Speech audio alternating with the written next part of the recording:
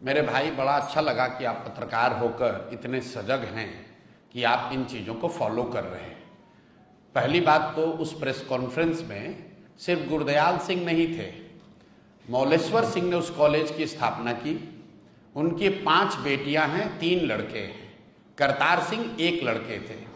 मौलेश्वर सिंह की पत्नी वहाँ लाइफ ट्रस्टी थी, और ट्रस्ट डीड पढ़िएगा तो उसमें लिखा हुआ है कि जो लाइफ ट्रस्टी है वो किसी भी हालत में उससे हटाया नहीं जा सकता है, और जब उसकी मृत्यु हो जाएगी तो उसके जो लीगल हेयर होते हैं उनको उस ट्रस्ट में रखा जाना चाहिए था।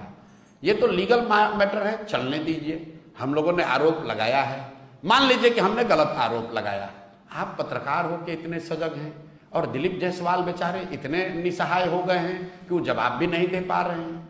भाजपा देश की इतनी बड़ी पार्टी है, भाजपा के पास इतना भी दम नहीं है कि जो जानकारी आपके पास है वो जानकारी वो दे।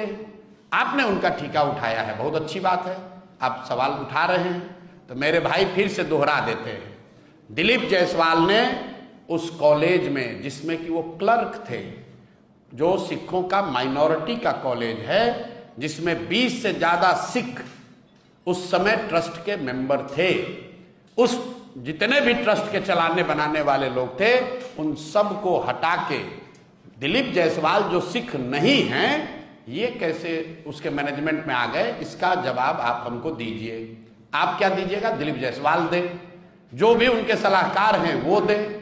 दूसरी बात, उस कॉलेज में 50 से ज्यादा बिहार के अलग अलग दलों के नेताओं के परिवार के लोग मैनेजमेंट कोटा से जगह पाकर मेडिकल की डिग्री उन्होंने हासिल की है।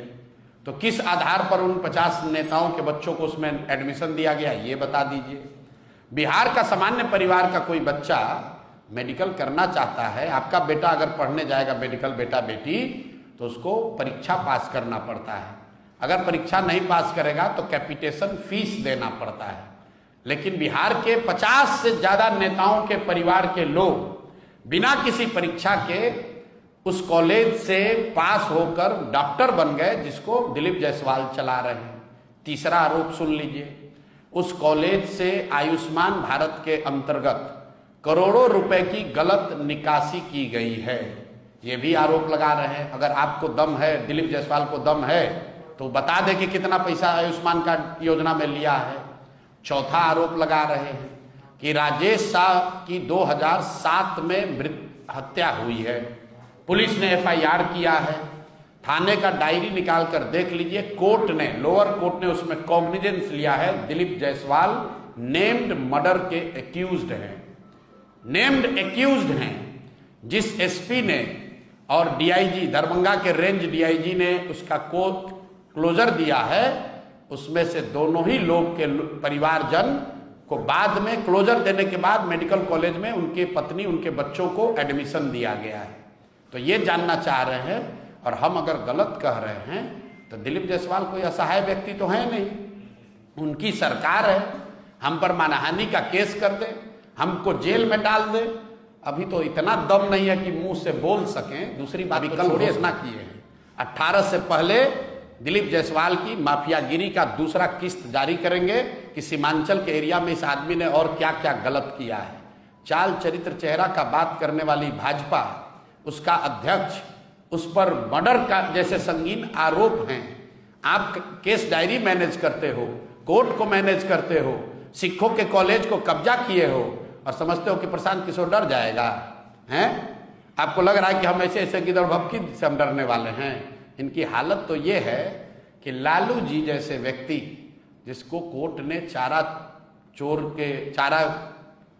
मामले में दोषी करार दिया, उनको भी अगर आप कहते हैं कि आपने एनिमल हस्बेंड्री में गलती किया, उनके पार्टी वाले भी जवाब देते हैं। दिलीप जायसवाल का मुंह अभी तक खुला नहीं है, डर के मारे, और आप जैसे साथियों की मदद से भी नहीं बेचारे बोल पाएंगे। भाजपा का 19 गो प्रवक्ता है, उनका हिम्मत नहीं है कि एक आदमी जवाब दे दे। जब प्रशांत किशोर ने बोला है तो हम बिहार के छुटभैया नेता नहीं हैं, एक एक फैक्ट, एक एक डेटा, एक एक कागज बनाकर रखे हैं। दिलीप जायसवाल को जवाब देने दीजिए। पहले तो जवाब दे नहीं पाएंगे, अगर देंगे तो उसका पूरा समुचित उपाय दिया जाएगा।